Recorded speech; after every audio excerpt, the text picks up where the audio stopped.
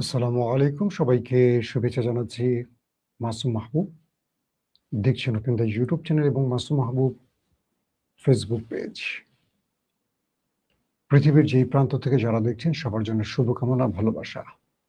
প্রিয় দর্শক, রাশিয়া কি পৃথিবীকে বড় কোনো সারপ্রাইজ দিতে যাচ্ছে? পৃথিবীর গণমাধ্যমগুলো বলছে রাশিয়া যেকোনো সময় পারমাণবিক অ্যাটাক চালাতে পারে। কোন দেশে, কেন, কি কারণে, কি করবে আমেরিকা? অন্যদিকে এবার চীন, ইরান যৌথভাবে মাঠে নামছে আমেরিকার বিরুদ্ধে। বড় রকম বেকায়দায় পড়ে গেছে ডোনাল্ড ট্রাম্প ইরানকে নিষেধাজ্ঞা দিয়ে। পাশাপাশি মার্কিন প্রেসিডেন্ট ডোনাল্ড ট্রাম্প বলছেন ইরানকে আলোচনায় ফেরাতে তাড়াহুড়ার কোনো কারণ নেই, ইরান সময় নিয়ে অপেক্ষা করতে পারবে। এছাড়া আরো রয়েছে আন্তর্জাতিক বিশ্বের অনেকগুলো গুরুত্বপূর্ণ খবর। প্রিয় দর্শক, ইরানকে আলোচনায় ফেরাতে কোনো তাড়াহুড়া নেই বলে আন্তর্জাতিক গণমাধ্যম আল জাজিরাকে জানিয়েছেন ডোনাল্ড ট্রাম্প। মার্কিন প্রেসিডেন্ট ডোনাল্ড ট্রাম্প এই গণমাধ্যমটিকে বলেন কয়েক মাস আগে যুক্তরাষ্ট্রের শুরু করা সংঘাত নিরসনে ইরান কবে আলোচনার টেবিলে ফিরবে সে বিষয়ে তার কোনো নির্দিষ্ট সময়সীমা নেই। ট্রাম্প বলেন, আমার কোনো সময়সূচি নেই, একদমই নেই। আমার কোনো তাড়াহুড়াও নেই, আমার আদৌ কোনো সময়সূচি নেই। বুঝতে পারছেন কে বলছে? ট্রাম্প।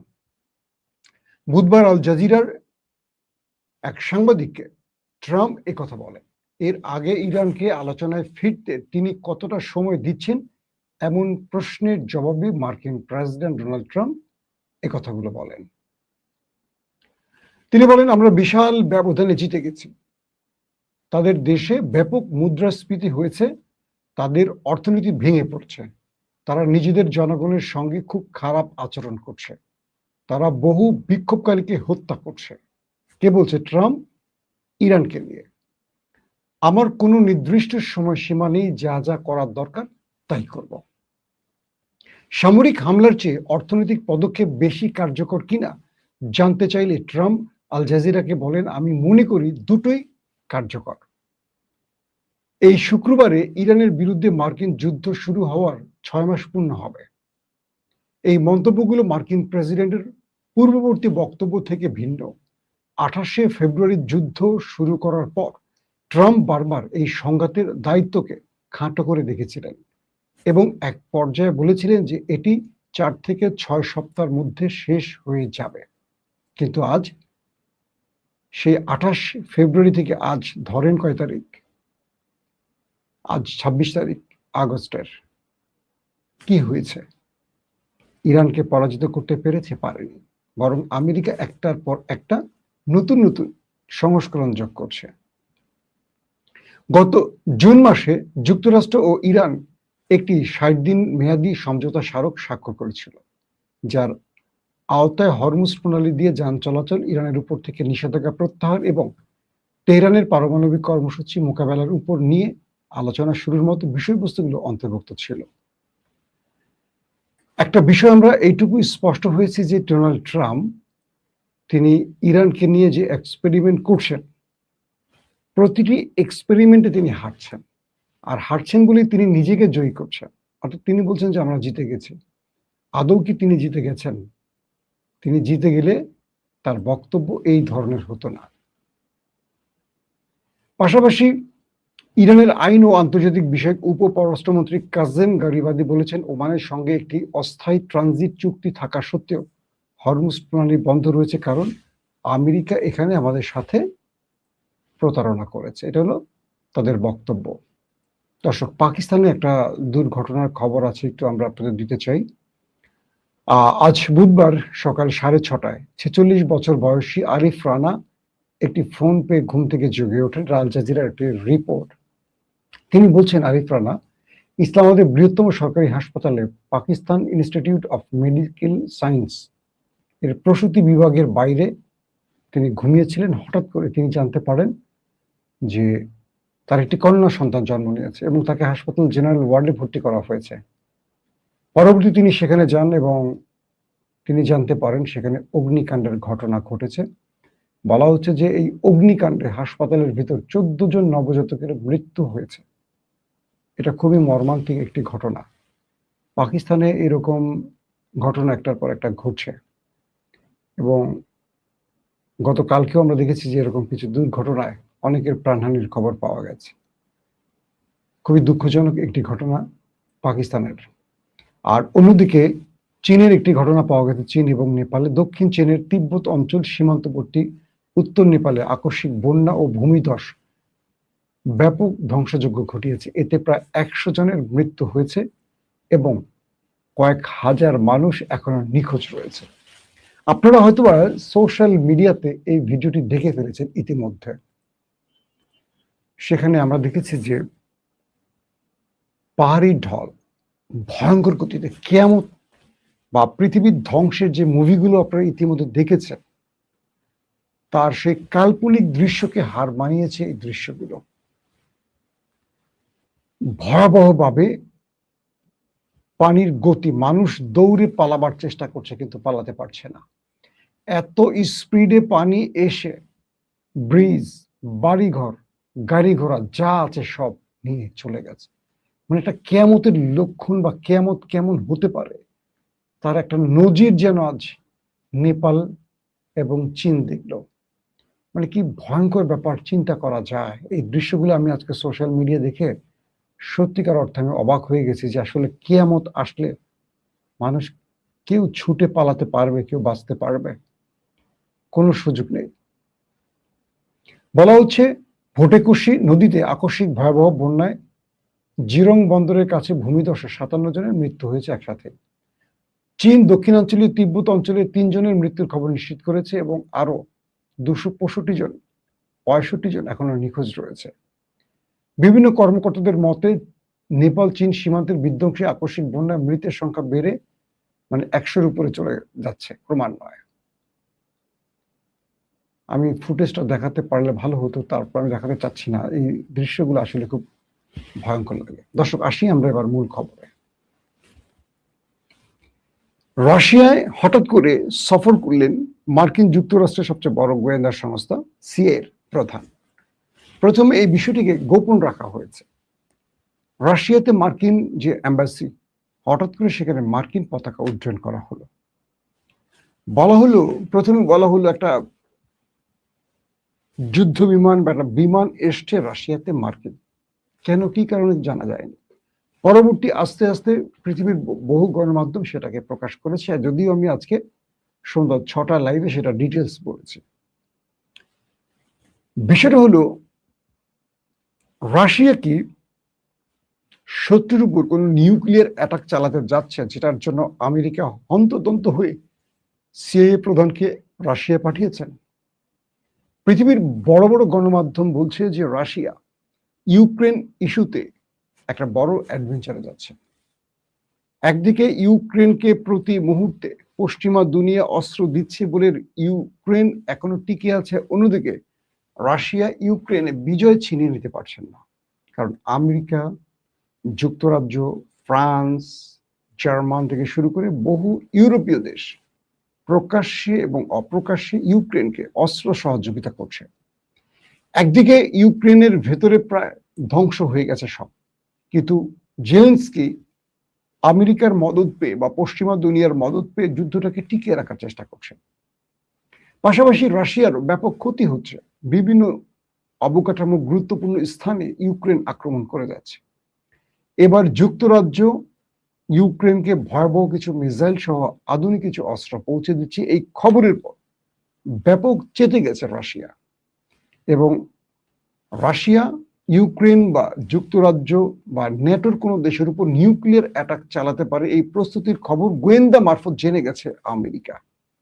আর সেই সূত্রেই আমেরিকার গোয়েন্দা প্রধান স্বয়ং রাশিয়া সফরে চলে গেছে এবং এই বিষয়গুলো হয়তো আমেরিকার কোনো বার্তা পৌঁছে দিয়েছে।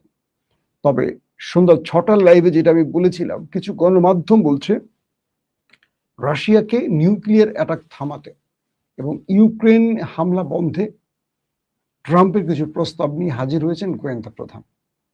এ সময় রাশিয়ার ভ্লাদিমির পুতিন স্পষ্ট বলেছে, যদি যুক্তরাজ্য ইউক্রেনকে সাহায্য অব্যাহত রাখে, তাহলে এবার ন্যাটোভুক্ত দেশের উপর রাশিয়া হামলা করতে যাচ্ছে, তাদের মিসাইল এবং নিউক্লিয়ার ওয়ারহেড প্রস্তুত আছে।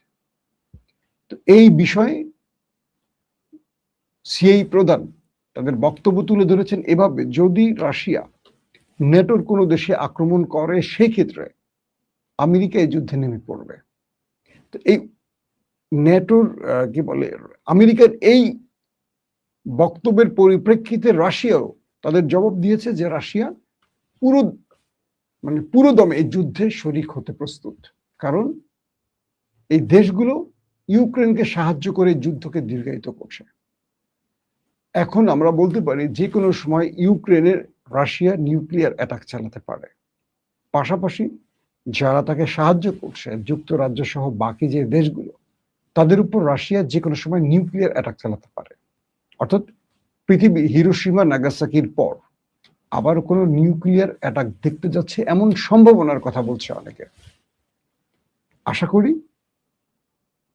আমেরিকা এবং রাশিয়ার যে আলোচনাটি হয়েছে সিআই প্রদানের মাধ্যমে, এখান থেকে পৃথিবীকে শান্ত রাখার কোনো চেষ্টা করা হচ্ছে। আর আমেরিকা ইউক্রেনের যুদ্ধটাকে জিয়ে রেখে আমার মনে হয় না ইউক্রেনীদেরকে হত্যাযোগ্য বা ইউক্রেনকে ধ্বংস ছাড়া কিছু পেয়েছে। দর্শক, দ্বিতীয় যে গুরুত্বপূর্ণ খবর সেটি হলো, চীন প্রকাশ্যে এবার ইরানকে সমর্থন দিয়ে বলছে যে ইরানের উপর যে নিষেধাজ্ঞাগুলো আমেরিকা দিয়েছে, এর একটাও চীন মানবে না। চীন ডাইরেক্ট বলছে আমেরিকা যেন চীনের ব্যাপারে নাক না গলায়। এটা চীনের নিজস্ব কূটনীতি বা বাণিজ্যিক সম্পর্ক। এবং বলা হচ্ছে, চীন বলছে যদি প্রয়োজন হয়, আমেরিকা যদি আমাদের অর্থনৈতিক বা বাণিজ্যিক এই সম্পর্কে কোনো বড় বাধা সৃষ্টি করে, তাহলে শুধু আমেরিকার সাথে আমাদের বাণিজ্যিক বা অর্থনৈতিক লড়াই হবে না, এটা যুদ্ধে অর্থাৎ সামরিক ক্ষেত্রে চলে যেতে পারে। চীনের এই বক্তব্যটি আমেরিকাকে ভিন্ন বার্তা দিয়েছে। অর্থাৎ চীন বোঝাতে চেয়েছে, কারণ আপনারা জানেন যে ইরানের যে জ্বালানি তেল বা গ্যাস, তো তেলের প্রায় 80% ক্রেতা হলো চীন, এবং ইরান যে এখনো টিকে আছে তেল বিক্রি করে চীনের বাজারে, কারণ পৃথিবীর বাকি দেশগুলো ইরান থেকে প্রকাশ্যে তেল নিতে পারছে না, কারণ আমেরিকা নিষেধাজ্ঞা দিয়ে রেখেছে। তো আমেরিকার নিষেধাজ্ঞা উপেক্ষা করার শক্তি কি বাংলাদেশের আছে, পাকিস্তানের আছে, বা আমাদের এই দরিদ্র দেশগুলোর আছে? নেই। আজকে যদি বাংলাদেশ ইরান থেকে তেল কিনতে যায়, 2 মাসের মধ্যে তারেক রহমান সরকারকে ফেলে দেবে আমেরিকা, কোনো রেজিম চেঞ্জ ঘটিয়ে। পাকিস্তানে যেমন ইমরান খানকে সরিয়ে দিয়েছে রাশিয়ার সফরের কারণে, কারণ আমরা দুর্বল ইমানের মুসলিম দেশ। আমরা নিজেকে যদিও মুসলিম দাবি করি, কিন্তু আমরা দুর্বল। আমাদের জন্য কারা উপযোগী, কারা দেশপ্রেমিক, আমাদের জন্য কারা কোন শাসক প্রয়োজন, এটা আমরা বুঝি না। আর বুঝি না বলে 54-55 বছর ধরে আমরা নিজের পেছনে বাঁশ নিজেরাই ঢুকাচ্ছি। নো টেনশন, ঢুকাতে থাকি আমরা, সমস্যা নাই, আমাদের অনেক বাঁশ গাছ আছে। তো চীন বলছে যে ইরানকে তারা ছেড়ে যাবে না, এবং ইরানের সাথে চীনের যে সম্পর্কগুলো আছে প্রত্যেকটি তারা অক্ষুণ্ণ রাখবে। আমেরিকার এই নিষেধাজ্ঞায় চীনের কিচ্ছু যায় আসে না। চীন আমেরিকার কোনো নির্দেশনা মানবে না। যদি আমেরিকা চীনের উপর কোনো খড়গহস্ত করতে চায় বা কোনো রকম অ্যাডভেঞ্চার করে, বা চীনের উপর কোনো বাণিজ্যিক অতিমাত্রায় কোনো চাপ প্রয়োগ করতে চায়, তাহলে চীন প্রয়োজনে শুধু বাণিজ্যিক না, সামরিক ক্ষেত্রে এটার জবাব দেবে। আমেরিকা আসলে কি পাচ্ছে? যেটা দিয়ে শুরু করলাম, ডোনাল্ড ট্রাম্প যে বক্তব্যটি দিলেন তার তাড়াহুড়া নেই। মূলত ডোনাল্ড ট্রাম্প তার মধ্যবর্তী নির্বাচনটা পার করতে চান একটা বিজয়ের মধ্য দিয়ে, আর ইরান চাইছে ট্রাম্পকে পরাজিত করার জন্য এই লড়াইটাকে বা এই টেনশনটাকে, এই কনফ্লিক্টটাকে টেনে নেবে মধ্যবর্তী নির্বাচন পর্যন্ত। ইরান সাফ বলে দিয়েছে, মার্কিন ট্রেজারি দপ্তরের যে সিদ্ধান্ত, এতে ইরানে কিচ্ছু যায় আসে না। ইরানে কয়েক যুগ ধরে যে স্যাংশন বা নিষেধাজ্ঞাগুলো আছে, এটা ইরান তার জনগণকে নিয়ে পার করেছে, এবং ইরান বলছে তার দেশের মধ্যে কোনো অর্থনৈতিক সমস্যা নেই, তাদের বেতন ভাতা সবকিছু ঠিক আছে। এবং এটিও বলা হচ্ছে যে ইরান 1150 কোটি মার্কিন ডলারের অপরিশোধিত তেল বিক্রি করছে শুধু যুদ্ধের মধ্যে, আর যুদ্ধ ছাড়া 650 কোটি ডলারের তেল বিক্রি হয়েছে। শুধু এই সময়টি এই তেলের হিসাবটা দিয়েছে, পাশাপাশি আরো আছে। তবে ইন্টারেস্টিং ব্যাপার আছে, যখনই ইরানের উপর স্যাংশন আসে তখন ইরানের প্রতিবেশী দেশ পাকিস্তান এবং তুরস্ক সহ আরো কিছু দেশ কিছু কৌশলে ব্যাটিং করে। ব্যাটিংটা কিরকম? ধরেন পাকিস্তান ইরান থেকে তেল নেয় চোরাই পথে, যেটা আমেরিকাকে বলে না, চোরাই পথ এটাকে বলে, সরকার নেয় না, এটা এমন ভাবে নেয় বলে যে চোরাই পথ। যেমন বাংলাদেশ থেকে চোরাই পথে ভারতের থেকে ইয়া বা ফেন্সিডিল ঢোকে না, তো ভারত তো আমাদের ভালো কিছু দেয় না, আমাদের বিষ দেয় যে আমাদের যুব সমাজ খেয়ে মরে যাক। তো ওরা কি করে, পাকিস্তান তুরস্ক তারা ইরানের এই প্রোডাক্টগুলোকে তাদের সীমান্ত বিভিন্ন কারখানায় নিয়ে জমা করে তাদের লেভেল লাগিয়ে বিশ্ববাজারে ছড়িয়ে দেয়, যাতে ইরান অর্থনৈতিকভাবে শেষ হয়ে না যায়, ইরানের মতো একটা সভ্যতা যেন ধ্বংস না হয়। মুসলিম রাষ্ট্র হিসেবে এই কাজগুলো পাকিস্তান, তুরস্ক বা আরো প্রতিবেশী মুসলিম দেশগুলো করে থাকে। তুরস্ক কি করে, তুরস্কের সাথে বিশাল সীমান্ত আছে চীনের ইরানের প্রোডাক্টগুলোকে তাদের দেশে নিয়ে যায়, তাদের দেশে যেগুলো মানসম্পন্ন প্রোডাক্ট নিয়ে সেখানে তুর্কি ব্যবসায়ীরা তুরস্কের নামের লেবেল তৈরি করে বিশ্ববাজারে তুর্কি ব্র্যান্ড হিসেবে ছড়িয়ে দেয়। মাঝখান থেকে লাভ হয় তুরস্কের, মাঝখান থেকে লাভ হয় ইরানের, কারণ ইরান তার পণ্যগুলো তৈরি করে পচাচ্ছে না, এগুলো বিশ্ববাজারে ঠিকই বিক্রি করছে এই দেশগুলোর মাধ্যমে। তো আপনি এরদোয়ানকে গালি দিবেন? এরদোয়ান কত মুসলিম রাষ্ট্রকে এইভাবে প্রকাশ্যে অপ্রকাশ্যে বাঁচায় জানেন? তাকে নিয়ে অনেকে অনেক কথা বলে, তার ব্যাপারে যারা স্টাডি করে তারা জানে তিনি কি করেন। এই যে মক্কা প্যাক্ট কি আসলে, কেন এরদোয়ানের চেষ্টা এখানে অনেকগুলো মুসলিম রাষ্ট্রকে নিয়ে আসবেন, যাতে করে কখনো ইসরায়েল, কখনো ভারত বা কোনো নিকট শক্তিশালী দেশ মুসলিম শাসন ব্যবস্থার উপর হামলা করতে না পারে, যাতে ইসরায়েলের মতো দেশ, ভারতের মতো দেশ কোনো থাবা বসাতে না পারে। এটা তবে এখন তো শুরু, এটা একটা সময় বড় ফ্যাক্টর হবে। অনেকে বলেন মুসলিম ন্যাটো, যেটাই বলেন না কেন কিছু একটা হবে আশা করা যাচ্ছে, বাট এখন তো শুরু, এটাকে একটা সময় নিতে হবে, অনেক পরিকল্পনা সংযোজন বিয়োজন হবে। তবে আমরা আশা করব বাংলাদেশ এই মক্কা প্যাক্টে যোগ দিবে, অর্থাৎ মক্কা চুক্তিতে বাংলাদেশ আসবে। এটা বাংলাদেশের জন্য খুবই গুরুত্বপূর্ণ, কারণ বাংলাদেশের প্রতিবেশী দেশটা বাংলাদেশকে যে কোনো সময় থাবা বসাতে পারে। যদি আমাদের প্রতিবেশী দেশটি বুঝতে পারে যে এই বর্তমান সরকার বা তারেক রহমান সরকার তাদের কথা শুনবে না, তাহলে তারা যে কোনো সময় হঠাৎ কোনো এক রাতের অন্ধকারে আক্রমণ করে বসতে পারে। এটি তাদের গণমাধ্যমেই দাবি করছে এরকম কিছু করা উচিত, বলা উচিত, করা উচিত। কারণ বাংলাদেশের চারদিকে সাগর, আর ভারত আমাদের প্রতিবেশী ল্যান্ড বর্ডার দিয়ে কোনো বন্ধু রাষ্ট্র নেই। আমাদেরকে সাহায্য করার জন্য চীন বা পাকিস্তান আমাদের প্রতিবেশী দেশ না, তারা অনেক দূরে আছে কি ভারত আর বঙ্গোপসাগর। তো এই মুহূর্তে চুক্তি করলে সেই সব দেশের বেজ আমাদের দেশে আসতে পারে, তুর্কি পাকিস্তানের বেজ আমাদের দেশে আসতেই পারে। আমরা আমাদের নিরাপত্তার জন্য, যেমন তুরস্কের বেজ কোথায় আছে, সিরিয়াতে আছে, কুয়েতে আছে, দুঃখিত কাতারে আছে, আজারবাইজানে আছে, এরকম কয়েকটা দেশে আছে। তো বাংলাদেশের সাথে চুক্তির পর বাংলাদেশ যদি তুরস্ক বা পাকিস্তানের কোনো বেজ আসে, তার মানে কি পাকিস্তান তো 10টা পারমাণবিক আমার দেশেও নিয়ে আসতে পারে। বাংলাদেশ যদি বলে যে তোমার তো অনেকগুলো পারমাণবিক আছে, তুমি 20টা আমার দেশে বসাও, ঢাকাতে 10টা বসাও, চিটাগং, ফেনী বা রংপুর এই পয়েন্টে কয়েকটা বসাও, তোমরাই নিরাপত্তা দিবে, আমরা তোমাদের অর্থ দেব।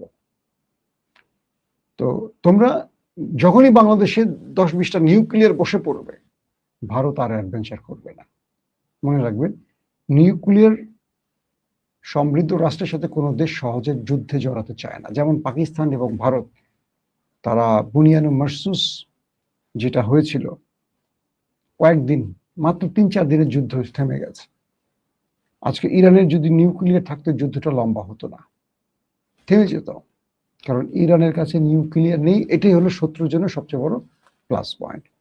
তো বাংলাদেশকে অবশ্যই পাকিস্তানের সাথে একটা শক্তিশালী সামরিক কি বলবো, জোট শুধু নয়, চুক্তিতে আসতে হবে। কারণ ভারতকে যাই বলেন না কেন, ভারত পাকিস্তানকে বাঘের মতো ডরায়। তারা যতগুলি ফ্রন্টে যুদ্ধ করছে, তাদের গণমাধ্যম বাদ দেন, তাদের সিনেমা বাদ দেন, মূলত কারা জিতছে আপনারা আমরা কম বেশি জানি।